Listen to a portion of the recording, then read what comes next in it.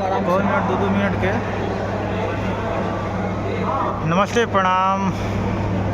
आज भोजपुरी के सुपरस्टार गुंजन सिंह जी के लाडले बेटे बाबू का आज जन्म है। शिवाय बाबू का जन्म है, जन्मदिन है।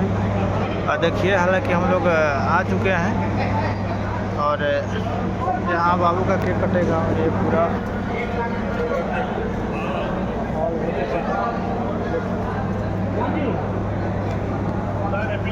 साथ में छोटा भाई की कार देख के निकाल रहा है।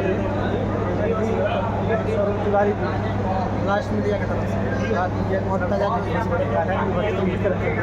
दोनों की तरफ से हैं। आप लोग जो भी भाई अगर नज़दीक है वो भी आए, हालांकि हम इससे आ नहीं सकते हैं, लेकिन देखिए आपको दिखा रहे हैं वहीं पे केक कटेगा। सामने जो स्टेज है